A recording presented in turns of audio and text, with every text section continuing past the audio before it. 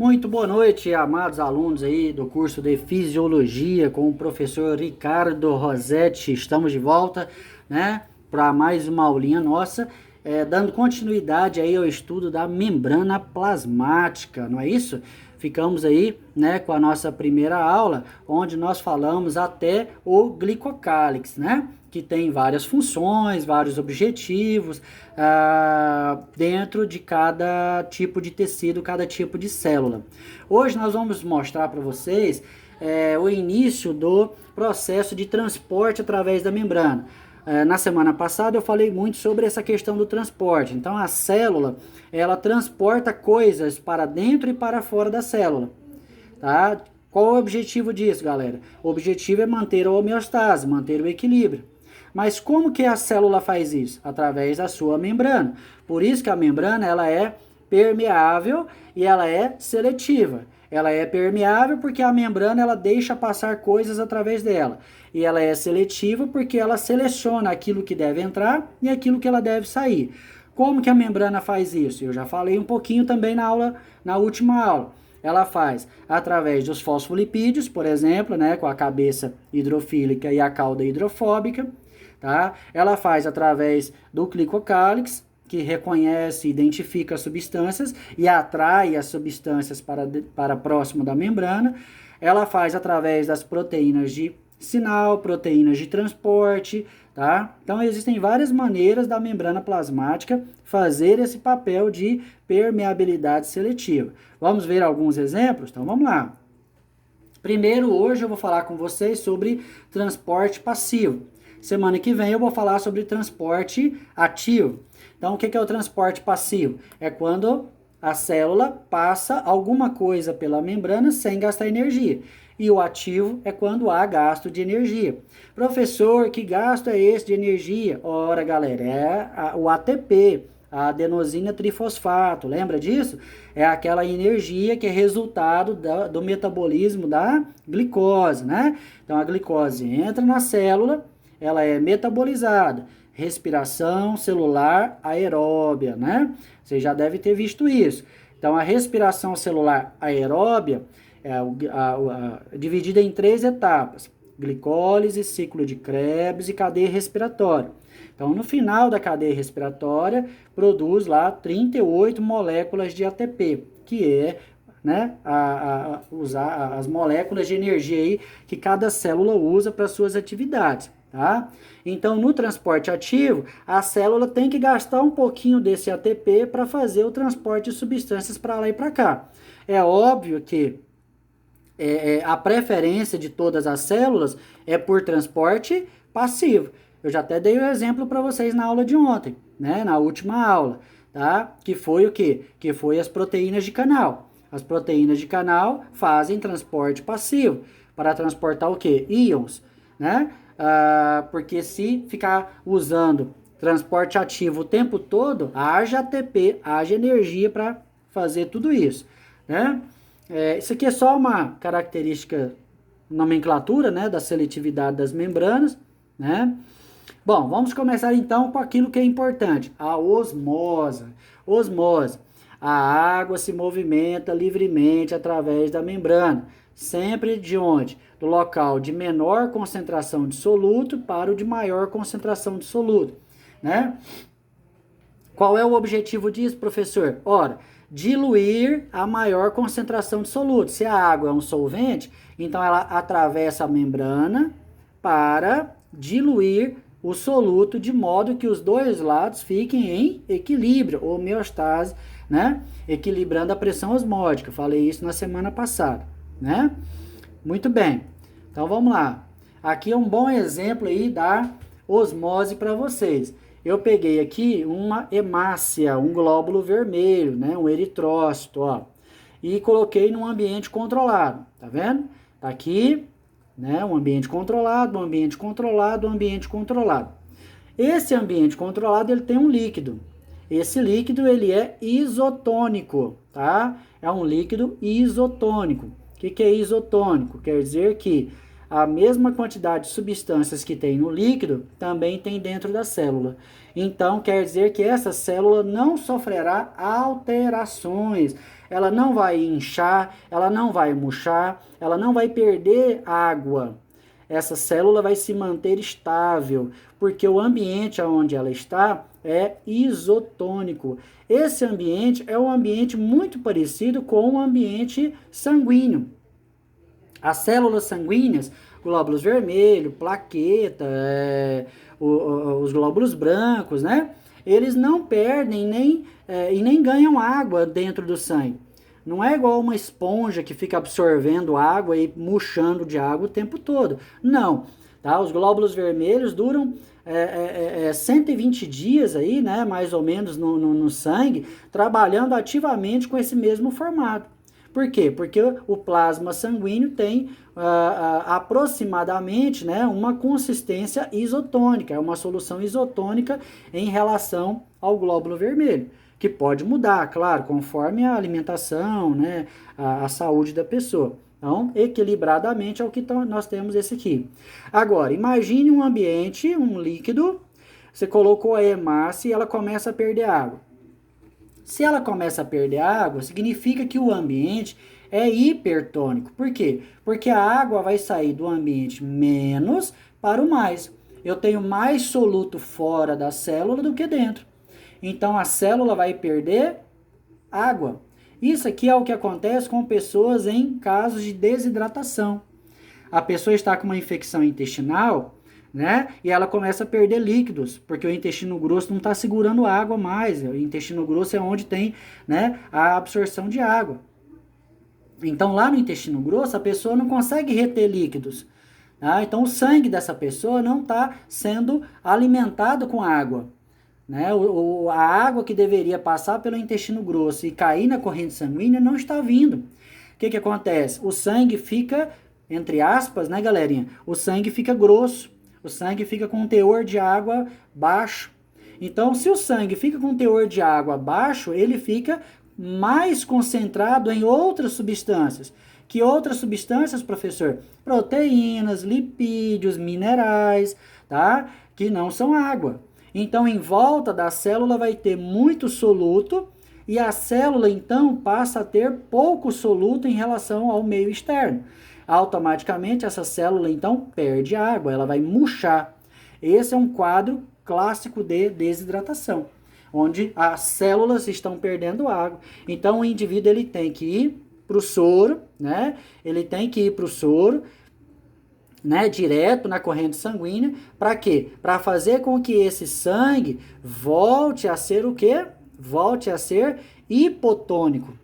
Esse sangue ele tem que ser hipo, porque se ele for hipodiluído, o interior da célula passa a ser hiper, e aí a célula vai absorver água, ela vai então, né, ser hidratada novamente. Esse é um caso clássico aqui de desidratação. Já esse aqui é um caso de retenção de líquido, é o contrário. Então, imagine um ambiente onde o meio externo da célula é hipotônico, ó, tá? Hipotônico quer dizer que do lado de fora é menos concentrado e do lado de dentro mais concentrado. Quer dizer que a água vai entrar na célula, né? Quer ver um exemplo típico disso aí, galera? Como que você encontra uma pessoa depois que ela morreu afogada, muitos dias depois? Ela está inchada, não está? Por que essa pessoa está inchada? Por que ela virou uma esponja? Ela morreu afogada, está lá dentro do rio e daí alguns dias ela começa a boiar, né? E ela está toda inchada. Ela está inchada porque as células absorveram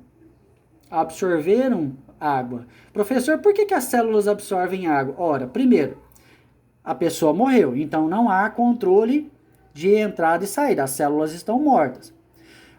Eu pergunto para vocês, onde tem mais soluto? Onde tem mais substâncias químicas?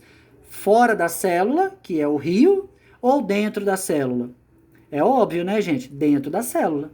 Por que, professor? Porque no rio tem lá H2O e alguns minerais. É isso que tem na água do rio. H2O e alguns minerais, sódio, potássio, magnésio. E o que tem dentro da célula? Proteínas, carboidratos, vitaminas, lipídios, tudo tem aqui dentro. Então o ambiente da célula é mais concentrado do que o ambiente do rio. O que vai acontecer? Vai entrar água, vai entrar água, vai entrar água. Isso é osmose reversa, tá? E a célula vai chegar até explodir, né, de tanta água aqui dentro. Certo, galera? É um caso típico aí de pessoas que morrem, né, com afogamento, tá? Estão explicando aí o mecanismo da osmose, fácil, né? Bem tranquilo. O que determina os limites da osmose, tá? Número de moléculas de água no meio. Então, a quantidade de moléculas de água que tem aqui dentro, que tem aqui fora, é o que vai determinar o deslocamento da água. Professor, mas não é a quantidade de soluto? Pode ser a quantidade de soluto e pode ser a quantidade de água. Porque, por exemplo, se eu tenho mais água de fora, mais água aqui fora e menos água aqui dentro, é óbvio, né? Por pressão osmótica, a água vai entrar, né? A água vai entrar. Então, e aqui é o contrário. Então, o deslocamento de água, a quantidade de moléculas de água também é um fator limitante. Pode ser a quantidade de soluto ou pode ser a quantidade de água, né? Então, vamos lá. Difusão simples. O que é difusão simples? É quando a substância passa do meio, né? Mais concentrado para o menos concentrado, né? E isso acontece, pessoal, veja bem, agora estamos falando de soluto, viu? Ó, não falamos mais de água, a água é lá na osmose. Agora é soluto. O que pode ser o soluto, né? Pode ser uma proteína, pode ser um aminoácido, pode ser um nucleotídeo, um íon, né? Um potássio, um magnésio, um cloro. Então, tudo isso pode ser considerado um soluto, certo? Que vai passar de um lado para outro, né? Da célula. Um oxigênio, um gás carbônico, tá? Agora, todas essas substâncias são transportadas por difusão simples? Não. Então, quais são os exemplos de difusão simples? Só um segundinho aí, pessoal. Vou tomar um cafezinho aqui. Minha equipe técnica trouxe um café aqui pra mim, só o ouro. É doido, bom demais. Olha aí, galera, ó que beleza. Ah, não, aqui a minha assessoria aqui é de outro mundo, viu? Muito bacana. Então, vamos lá. Então, quais são os exemplos que nós temos de difusão simples, né? Difundir. Difundir quer dizer sair de um local muito concentrado para outro local pouco concentrado. Você quer ver um exemplo fácil de difusão? Simples, galera. Você entra num quarto, né? Com um perfume muito forte, né? Um perfume muito forte. Quando você entra no quarto, fechou a porta, uma pessoa que está lá do outro lado do quarto rapidamente vai sentir. Por quê? Porque as moléculas odoríferas do perfume estão muito concentradas no seu corpo. E quando elas evaporam com as moléculas de ar, né, da sua pele, as moléculas de água da sua pele que evaporam, esse odor ele é difundido para toda a sala. Isso é difusão, do mais para o menos. Olha que exemplo legal, ó. Meio extracelular, meio intracelular, tá vendo aqui? Então, as substâncias estão passando, ó, de onde tem mais bolinhas azuis para onde tem menos bolinhas azuis.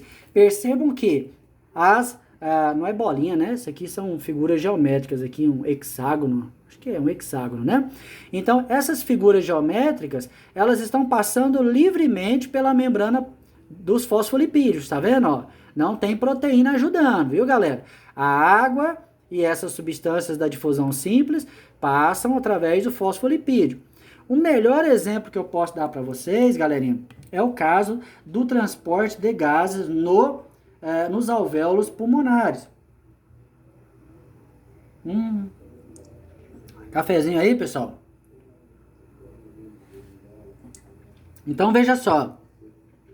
Olha o exemplo claro, claríssimo, mais claro que isso aqui não tem jeito, viu, galera? Muito fácil, ó. Isso aqui é um bronquíolo, tá? É por onde chega o ar que você manda para os seus pulmões. Dá uma respirada aí, você que está escutando eu aí da sua casa, olha lá, ou do seu trabalho, né? Então dá uma respirada aí, uma puxada de ar bem forte. Então, nesse momento que você está puxando o ar tá vindo aqui, ó. Ele vai sair lá do seu nariz, vai entrar na laringe, na traqueia, nos brônquios, vai entrar nos pulmões, nos bronquíolos e vai vir por aqui. Quando na ponta dos bronquíolos tem uma bolsa de ar, ó. Essa bolsa de ar, ela é revestida por células do tecido epitelial. Tá vendo isso aqui, ó? Isso aqui tudo é membrana do tecido epitelial, essa parede rosa aqui, ó. São células. É uma célula grudadinha na outra, é uma camada de células formando essa bolsa de ar aqui dentro. Aqui dentro é oco, tá? Ora, e o que que passa aqui, esse canal azul que vocês estão vendo, né? Ele entra azul e sai vermelho.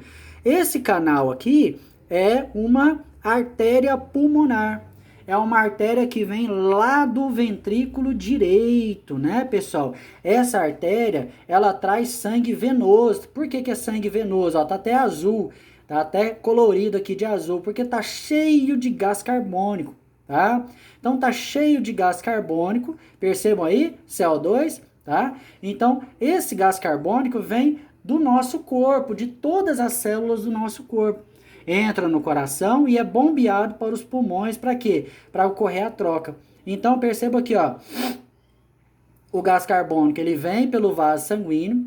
Quando ele chega aqui, ele encosta, literalmente, ele encosta na membrana plasmática das células do vaso sanguíneo, que também são tecido epitelial.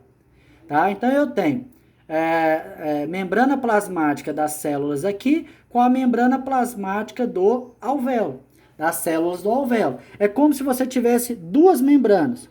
Ó, é como se você tivesse aqui uma membrana, aqui é outra. Aqui é a membrana do vaso sanguíneo, aqui é a membrana, né, do alvéolo. Então, o gás carbônico, ele vai entrar aqui, ó, ele vai entrar por aqui, pelo fosfolipídio, e vai passar, tá vendo, ó? E vai passar, tá vendo? Para dentro do alvéolo, tá? Passou para dentro do alvéolo, olha o gás carbônico saindo. Então, você puxou o ar, não puxou? Agora volta o ar, você que está me ouvindo aí, vai lá. Né? Devolve o ar. Quando você está devolvendo o ar para fora, você está jogando fora gás carbônico. Então, esse gás carbônico, ele está saindo de onde tem muito para onde tem pouco. De onde tem muito para onde tem pouco. O contrário acontece com o oxigênio. Olha lá, chegou o oxigênio sai da membrana das células da bolsa do alvéolo e entra nas células aqui dos vasos sanguíneos, tá? Nas células do vaso sanguíneo. Professor, e esse oxigênio, ele fica aqui no sangue, fica aqui solto no sangue? Não, né? Ele é capturado pela HB. A HB é a hemoglobina, a proteína carregadora de oxigênio, que fica dentro das hemácias. Lembra que eu falei para vocês que os glóbulos vermelhos têm a função de transporte de gases, tá? Então, o glóbulo vermelho trouxe o gás carbônico, o glóbulo vermelho leva o oxigênio. Ó, e isso é difusão simples. Gás carbônico do mais para o menos, oxigênio do mais para o menos. Aqui entra sangue venoso, aqui sai sangue arterial. Legal, né, gente? Difusão simples. Por que isso tem que ser rápido? Ora, eu tô falando aqui e tô respirando. Vocês estão me ouvindo aí e estão respirando. É um processo rápido. Não pode demorar. Esse oxigênio que entrou aqui, ele vai lá pro dedão do meu pé imediatamente, porque as minhas células do dedão do meu pé estão se mexendo. E para as células do dedão do meu pé se mexerem, os músculos, eu preciso de oxigênio para fazer o metabolismo da glicose, para produzir energia, para movimentar as proteínas das células musculares. Então, esse oxigênio ele vai ser importantíssimo lá no dedão do meu pé. Então, ele precisa entrar e sair o tempo todo, né? Assim como o gás carbônico tem que ir embora, porque ele é muito tóxico para nós, tá bom? Bom, o que limita a difusão simples? A concentração do soluto do meio. Isso é fácil, né, gente? Ó, a quantidade de soluto determina a passagem do soluto. Então, se tem muito soluto aqui, pouco soluto aqui, então o soluto vai passar do mais concentrado para o menos concentrado, certo? Então, a concentração do produto é o que determina a difusão simples.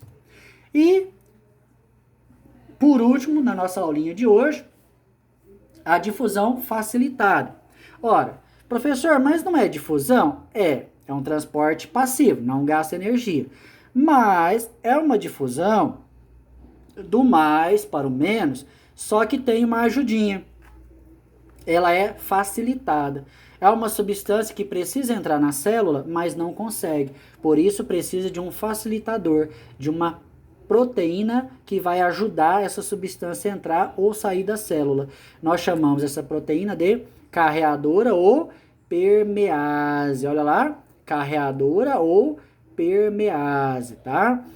Eu já falei para vocês, tem 3 substâncias que são transportadas por difusão facilitada: glicose, aminoácido e quem lembra aí? Vamos lá? Nucleotídeos, né? A glicose, ela veio da digestão dos carboidratos, os aminoácidos veio da digestão das proteínas e os nucleotídeos da digestão do DNA e do RNA dos seres vivos que nós comemos todos os dias, tá bom? Fácil, né? Então vamos lá ver os exemplos aqui, gerais. Olha só que ilustração bacana essa. Aqui tem de tudo um pouco. Então veja bem, aqui é fora da célula, aqui citoplasma, dentro da célula. Percebam, gás carbônico e oxigênio, difusão simples, tá vendo, ó? Difusão simples, né? Aqui tá mostrando a água e o etanol, ó, água e etanol. O etanol é álcool, né? Etanol é álcool. Então a água e o etanol passam por osmose, né? Processo osmótico, né? Percebam que o etanol, gente, é importante falar sobre ele. Eu vou comentar rapidamente sobre o etanol. Percebam que ele tem uma facilidade para passar pelos fosfolipídios. Eu já vou explicar que isso não é legal, isso é ruim, tá? Mas eu já vou falar sobre isso. Olha o benzeno, também transporte simples, tá vendo? Ó, difusão simples. Agora perceba a glicose. A glicose bate no fosfolipídio e volta. Os aminoácidos bate e volta. Os íons bate e volta. Por que a glicose, aminoácido e os íons bate e volta? Porque isso aqui são transportados por proteínas na membrana, tá? Glicose, aminoácido, os fosfolipídios, né? Os nucleotídeos, né? Os íons, eles são transportados com a ajuda de proteínas. Como não tem nenhuma proteína aqui, bate e volta. Essas aqui são substâncias que passam através da membrana. O que eu ia falar para vocês é o seguinte: lá no nosso fígado, existe as nossas células chamadas de hepatócitos. Os hepatócitos são células importantíssimas. Por quê? Porque elas têm um retículo endoplasmático liso. Lembra que eu falei para vocês lá nas aulas passadas sobre o retículo endoplasmático liso? Pois é. Então, o álcool, né? Quem gosta de beber uma cervejinha aí, né? Às vezes tem gente que exagera. Bom, todo álcool que você ingeriu da sua cervejinha, tá? O etanol, é claro que não é o álcool que a gente ingere da bebida alcoólica, não é esse álcool aqui. Esse aqui é o álcool combustível, né? Mas imagina o álcool da bebida alcoólica que tem o mesmo efeito, a mesma passagem, tá? Pela membrana plasmática. Então, o álcool, ele atravessa a membrana plasmática de maneira simples, de maneira direta, para dentro do citoplasma dos nossos hepatócitos. Por quê? Porque o álcool, ele vai direto para o retículo endoplasmático liso, onde o álcool vai ser quebrado, vai ser, né, triturado. Isso é um processo de desintoxicação, é um serviço que o nosso fígado nos fornece. Então, o álcool ele entra com facilidade pela membrana justamente por isso, tá? Para facilitar a entrada dele no fígado, que é onde ele entra com maior facilidade. e lá no fígado, o fígado vai destruir esse álcool no retículo endoplasmático liso. Ora, só que tem um probleminha. O álcool, ele é um solvente orgânico. A água é um solvente inorgânico. Então, você pode passar água a vida toda aqui, que a membrana plasmática não se dissolve, né? A gordura, lipídio é gordura. Então, lipídio não mistura com água. A água, ela passa devido às reações hidrofílicas e hidrofóbicas do fosfolipídio. Só que o etanol, o álcool, quando ele passa pela membrana, ele destrói as moléculas orgânicas. A água não, mas o álcool sim. Então, vai chegar um ponto, pessoal, que o fígado não dá conta mais de permitir a passagem do etanol e renovar os seus fosfolipídios. Porque quando o álcool passa, ele destrói alguns fosfolipídios, tá? Então, o fígado vai regenerando, até chegar num ponto que ele não dá conta mais. Aí as membranas plasmáticas, os fosfolipídios, começam a se desintegrar, começam a se desfazer. Então é o que eu sempre digo, você que gosta de beber uma cervejinha aí de vez em quando, beba também muito a água junto, tá? Beba muita água, porque a água ela vai balancear, ela vai ajudar no processo da quebra do álcool, ela vai facilitar o processo da diluição do álcool, né? Vai hidratar as suas células. Agora, se você tem problema com bebida, eu estou dizendo para você, você é um candidato a uma cirrose hepática. Tá? E o que é a cirrose hepática? É a destruição das células do fígado pelo excesso de álcool que está entrando nas células do fígado através da membrana plasmática, através dos fosfolipídios. A membrana vai derretendo até que ela não se regenera mais e o fígado começa a apodrecer e começa a morrer. Isso é a famosa cirrose hepática. Tá? Então você que não sabe beber, não sabe curtir, não sabe quando parar, é melhor você não beber, né? Pare com isso porque vai prejudicar a sua vida, tá ok, pessoal? Isso é muito sério. Além do álcool ter efeito no sistema nervoso. Não vou nem falar de sistema nervoso agora, porque senão a gente fica aqui 1 hora falando sobre do efeito do álcool no sistema nervoso. Eu vou falar do álcool no sistema nervoso lá no sistema endócrino. Aí vocês me cobrem que eu vou estar falando disso novamente lá, tá? Muito bem. Proteína carreadora, né? Lembra que eu falei na outra aula para vocês, tá? Que é o exemplo do caso da glicose, tá vendo? Ó? Então, a glicose ela é transportada de onde tem mais, tá vendo? Ó? A glicose entrou aqui, a proteína abre para o meio externo e abre para o meio interno. Aqui, ó. Abriu e a glicose vai para dentro da célula. Então, essa é a proteína carreadora, também chamada de permease, né? Difusão facilitada.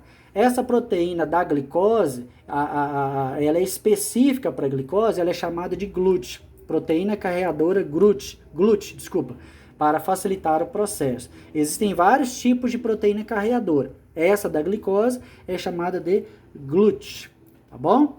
Esse é um slide que eu gosto muito também, é importante, que ele dá uma visão geral pra gente. Ó, gás carbônico, gás oxigênio, gás nitrogênio, passa direto pelos fosfolipídios, difusão simples. Já falei sobre isso, né? Do mais concentrado para o menos concentrado. Os íons, como eles têm cargas elétricas, precisa de uma proteína de transporte, tá? Quando é uma proteína de canal, é um transporte passivo. Então, eu chamo de difusão facilitada. É um canal iônico.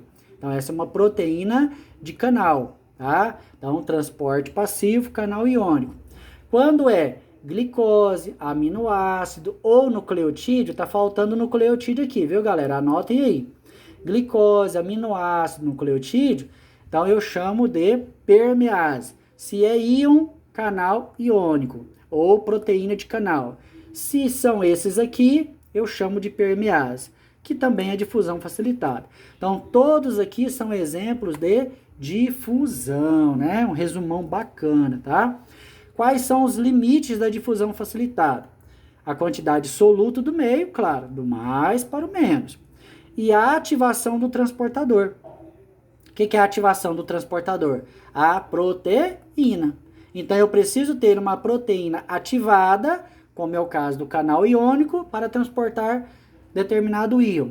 Eu preciso de uma proteína permease ativada para transportar glicose, aminoácido ou nucleotídeo. Tá? Então, o que limita a difusão facilitada é isso: a quantidade de soluto e o transportador. Tá ok? Bom, então, semana que vem eu volto para falar com vocês sobre transporte ativo, tá bom, pessoal? Agradeço muito a atenção de vocês. Prestem atenção agora, né, nas próximas aulas, que eu vou estar passando a tarefa, a atividade sobre a estrutura geral da membrana, né, que eu falei no início, e também o transporte passivo, tá beleza? Obrigado pela atenção de vocês, fiquem com Deus, juízo, né? Não deixem entregar as tarefas, repito mais uma vez, né? Evitem mandar tarefas no meu WhatsApp, pessoal, tá? Porque eu posso prejudicar vocês, é muita gente mandando durante a semana, durante o dia eu trabalho em outros locais, e aí fica difícil para que eu consiga responder, né? Então conversem entre vocês, os colegas aí, né? A faculdade ela serve para isso, para que vocês possam, né, interagir, se integrar, né, deixar a vergonha de lado, deixar a timidez de lado. Quando a gente vai trabalhar, a gente não tem que trabalhar com um monte de pessoas. Você gostando ou não daquelas pessoas, você tem que trabalhar com elas. Ou num hospital, né, num postinho de saúde, numa farmácia, não interessa. Eu tenho que trabalhar com aquelas pessoas porque eu preciso do emprego, eu preciso do trabalho. A faculdade, ela serve para ensinar isso para a gente também, né? Eu tenho que estudar durante 5 anos com pessoas que talvez eu não vá gostar muito e com pessoas que eu vá gostar muito, né? E eu preciso fazer trabalho com todo mundo, eu preciso me relacionar com todo mundo. Amanhã ou depois, essas pessoas podem ser meus colegas de trabalho. Amanhã ou depois, essas pessoas podem, né, me ajudar ou eu estar ajudando elas. Então, essas atividades, elas servem para isso. Tá? Não que eu não queira ajudar vocês, pelo amor de Deus, eu estou aqui para ajudar. Tá? Eu estou aqui para responder dentro das minhas limitações, o que eu puder fazer eu vou ajudar. Agora, é importante que vocês amadureçam essas relações. Eu estou recebendo muitas mensagens de alunos dizendo, olha professor, eu sou tímido, eu não tenho amigos, né? Eu não tenho muito relacionamento com os colegas não me ajudam, né? Eu acho isso triste, né, de receber esse tipo de mensagem. Porque uma sala acadêmica, né, ensino superior, todo mundo já é adulto, maduro, né, a gente entende, né, a gente entende que todo mundo vai, né, colaborar, participar, ajudar, crescer junto, né? Todo mundo quer chegar na formatura, todo mundo quer chegar bem, se abraçar, pegar o canudo. Agora, isso só vai acontecer se vocês forem uma equipe. Se ficar cada um para si, cada um no seu canto, vai ficar difícil, tá? Então, fica aí o conselho aí do professor Ricardo. Contem comigo. Um beijo no coração. Deus abençoe a todos. Muita saúde. Beijo. Tchau, tchau.